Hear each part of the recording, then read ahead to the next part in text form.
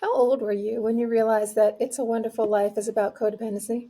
I was an adult when I first saw this movie, but it hit me right off. Maybe because I'm such a disciplined person with a high degree of responsibility or something. I don't know, good boundaries. I don't know. But even though every time the movie ends, and you see Zuzu saying, "Teacher says every time a bell rings, an angel gets its wing," I'm just bawling. I'm still at least a little bit mad at George for bringing this whole disaster on himself in It's a Wonderful Life. And all's well that ends well, I guess. But let's look at what's going on barely beneath the feel good surface of It's a Wonderful Life. So, old George Bailey is a good old boy, and he's always looking out for everyone else, but he loses himself in the process. And when he has needs and can't ask for help and can't accept help, he almost snaps. So, beyond the holiday cheer, his story is a powerful lesson in codependency and self sacrifice and what it truly costs a person when they put everything and everyone else first. And now, Christmas is the perfect time to look at this because there's a lot of us that are out there overdoing for other people. So, what's codependency? Codependency happens when we overinvest in the needs of others at the expense of our own well being. Most of us are brought up to be kind, think of others, to give, be thoughtful, and even self sacrificing, especially if you're female. Self sacrifice feels noble, but unchecked, it can leave us exhausted, resentful, and unfulfilled. In this video, we'll explore George Bailey's life from childhood to his final crisis and show how his desire to help everyone else came at a real cost. And along the way, I'll highlight how things go off the rails so we can avoid them. George's journey begins at Bedford Falls. George is the older brother to Harry, and like a firstborn, George has a deep sense of responsibility. Even as a child, George was expected to put family and community first because this is what his father does. His siblings and friends rely on him, and he takes charge to protect and guide them. When they were sliding down the hill in the snow, George's little brother Harry went way beyond the others and slid into the pond, and George is the one who saves him. This cost George his hearing and one of his ears. But this is how George rolls. George was working at the drugstore as a delivery boy and a soda jerk. He overhears that his employer's son has died. I think that's I think that's what it was. His son died. And Mr. Gower is beside himself and he's still trying to work. And he makes up a prescription and puts poison in it and then tells George to deliver it. George sees what's going on, but he doesn't know what to do. So he goes to ask his dad, but his dad waves him away. He's too busy with business to talk to him. So here's Dad, who is the one who taught George to be selfless, to put community first, and always look out for other people, who isn't giving any attention to George. And as far as we know, this is George's first experience of feeling unseen and unsupported. He's like 12. He's faced with the choice between obeying his boss and allowing a potentially fatal mistake to happen, or defying his boss and saving someone. And he's a rule abider, so what does he do? And young George makes the choice to defy his boss. He learns to take responsibility for others without expecting guidance or emotional support.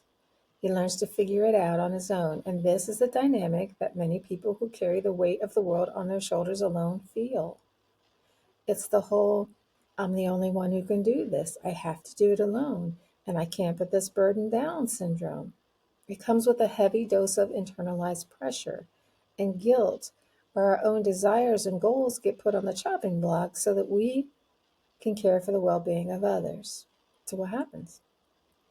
George goes back to the pharmacy with the package undelivered, and Mr. Gower wails on him. He knows George hasn't delivered the package because the patient is calling looking for it. That's when George tells him that he put poison in the package. Mr. Gower checks. Lo and behold, he's right.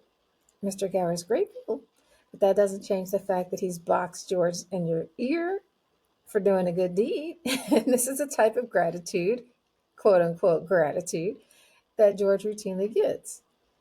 George loves the idea of travel. He's saving his money to go somewhere, anywhere, and he's ready to go, but his dad dies. And George delays his trip to step in his dad's shoes at the building alone where he works. His Uncle Billy works there too, but young George is already an old man and an old soul, and they trust him. So he gives up his summer trip abroad. He gets things stabilized and is ready to leave for his trip, but the board of the building and loan says that they are going to give the business to the town miser, Mr. Potter, whose only goal is to make himself richer by making everyone else poorer. Moral George isn't about to let that happen, so he stays on at the building and loan and gives his college money to his brother and says he will go when his brother finishes. But that doesn't happen because his brother falls in love. Harry, his brother, is supposed to take his place at the building and loan while George goes to college, but his fiance's father has a good job for Harry, and George can't ask Harry to fulfill his promise and miss out on the opportunity. So Harry moves on with his college degree, his wife, and his good job, while George is stuck in a small town working at the building and loan that he hates. And George continues to make all these self sacrificing choices, but the seeds for these choices were planted when he was a child. His sense of self worth comes from caring for others. So it's not really a choice. It's him living up to the program and his values. In return for this, George gets a lack of autonomy, feeling pressure to prioritize everyone else, anxiety about disappointing others. Now it's George's turn to fall in love. They're going to use the money that he saved for his trip for their honeymoon, but there's a run on the bank, and George gives every bit of his money to the building and loan to keep it afloat with his wife's, Mary's, approval. And they never get their honeymoon. And George never travels abroad. Mary wants to live in a money pit house in Bedford Falls. And George says, I wouldn't live in that house if I were a ghost. But he gets it for her. And it's a nightmare. He hates it. It's drafty. It's always in need of repairs.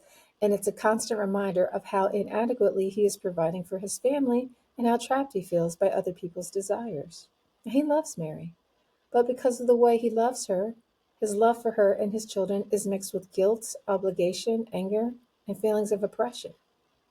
George's codependency also comes out in his relationship with his Uncle Billy. Uncle Billy's a little silly. He's forgetful and eccentric. He's a bit of a drinker who means well, but he's just irresponsible and unreliable. And George acts more like a guardian or a father figure to his uncle when it should be the other way around. When Uncle Billy misplaces $8,000, George takes responsibility for it, even though it could be jail, bankruptcy, and of course, scandal. This is a thing that drives him over the edge, and Billy never stands up and says, Hey, this is all me. Never. But we're going to come back to this. So, Mr. Potter is the miser who owns everything in town. He's all alone with no family, and all he cares about is money. He's intent on squeaking out every dime from the poor by being a slumlord. The only thing standing in his way is George Bailey. So he offers George a high paying job. It's an easy way to get him out of the way. But George has honor, and he doesn't want to be part of an enterprise that cheats people. So Mr. Potter changes his tactics and preys on George's sense of duty to do him in. Yeah, when you are willing to do anything to save other people, it leaves you open to manipulation by the people who you are saving and from other opportunists. I don't know if you would say that Violet Bick exploited George, but probably. Violet needed to get out of town in a hurry, and George wasn't about to let her go without any money, so he gave her some, even though he didn't have any to spare. George helped everyone in the community. The building and loan wasn't profitable, but people had decent homes to live in.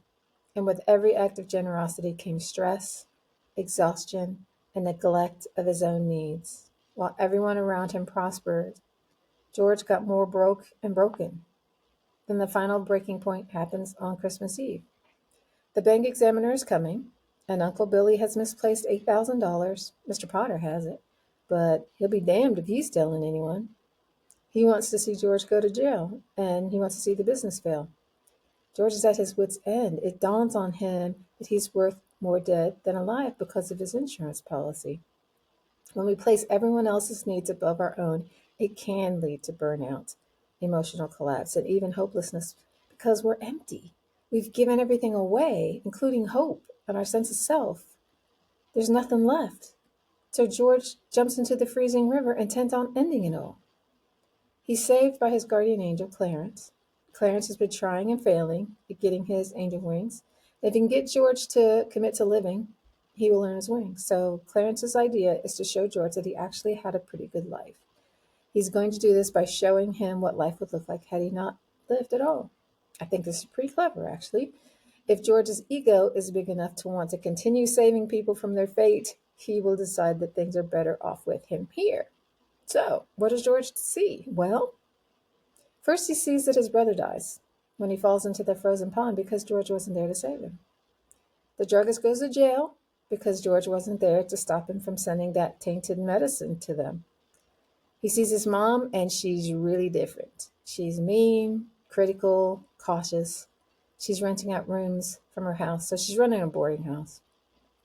The streets of Bedford Falls are lined with sleazy businesses because the building alone doesn't exist anymore.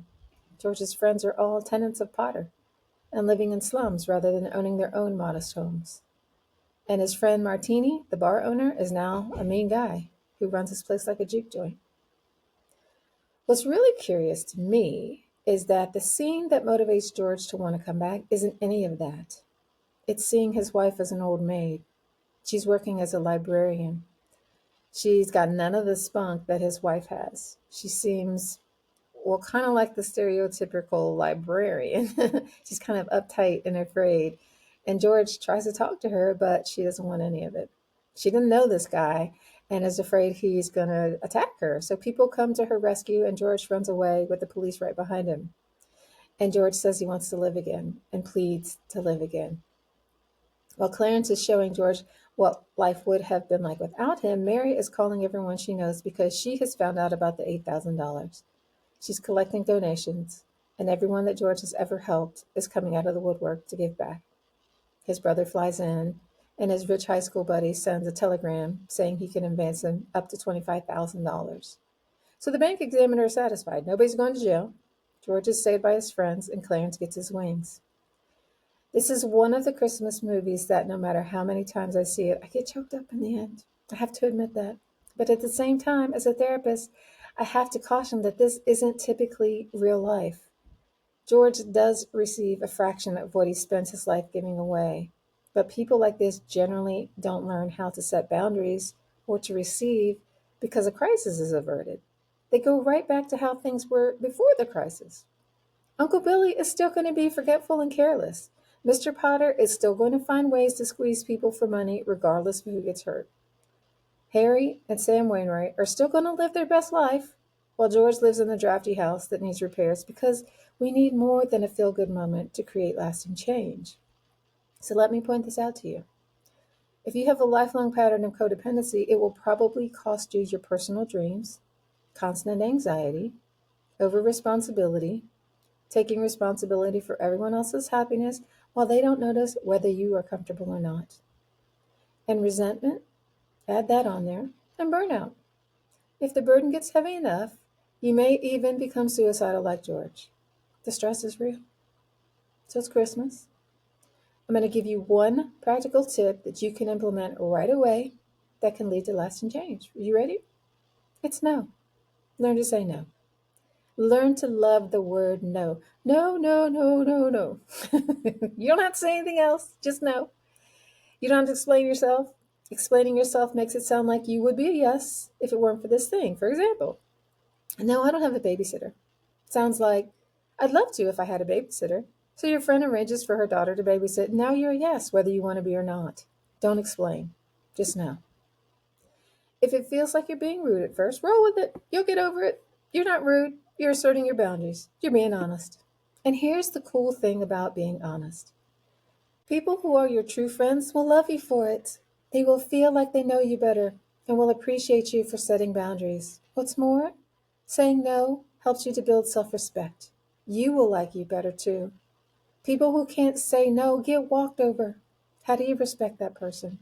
You can't. When you say no, you put a stop to that behavior and the impression that you're weak. You send the message that your time, energy, and feelings matter, and people will start to treat you in that way and stop coming to you with petty requests and things that they can do for themselves. Violet has no business turning to George with her problems. George is a friend, but he's also a married man. His family needs to be first. When George says no, people like Violet will go away. And maybe that's a great thing for Violet. She's an adult. She has to figure it out. Maybe she will become more empowered and will start to make wiser decisions. I'd like to see that movie made. It's 2025, It's a Wonderful Life. George's grandson gets a chance now to see what life is like having healthy boundaries. Instead of Bedford Falls being a small town with a lot of poor people, maybe it's a town of entrepreneurs and people with initiatives that help others learn things like how to read, how to garden, or how to do something worthwhile that enhances the community or person's life. Maybe Bedford Falls is a hub of some creative business or intentional community where people help people. George had an impressive impact on the lives of others, and he could have served both himself and his community. He could have had his honeymoon and worked at the building and loan. He could have made some money and helped others. Sam Wainwright offered to give him a job on the ground floor of plastics. George could have been a really wealthy man, but sometimes the people pleasing codependent way of life is not living your best life because you're too scared to go for it. It's a convenient excuse to play small. And because you get to appear virtuous, it's a win win. You look good without having to risk failing. So I think to be really honest with yourself about your motivations and learn to say no. Start small. Stop doing extra work at the office. Stop going out with people you don't like. Stop watching a TV program that doesn't interest you and offer to watch something that you both like. Little things like that are a way to take up space, show up, and say, I am here. I matter. Like I said, It's a Wonderful Life has a happy ending, but if that reciprocity doesn't continue and those relationships become about give and take, rather than just let George carry the whole load, it's just a matter of time before George ends up right back where he was before, standing on a bridge, getting ready to jump. And nobody wants that. So say no. It's a little thing that can make a big difference. So, I always talk about my private group, about that being a place where you can come as you are and be in community. It's more than that. It's a place where you can learn things like how to have healthy boundaries. It's a safe place to practice new skills. And this is a really important ingredient to healing because, in my experience, you can't heal a sickness in a sick community. The culture will pressure you to continue to engage in the sick thinking and behavior. You need some outside support.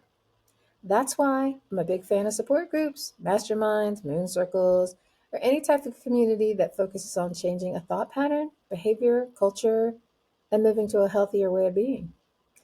If this makes sense to you and you'd like this for yourself, check out the community. The link's in the show notes. There's a free trial so you can pop in and see the vibe before you commit. Nothing could be easier. Remember, it's possible to help others without losing yourself. So let's take that journey together. See you next time, guys. Ciao.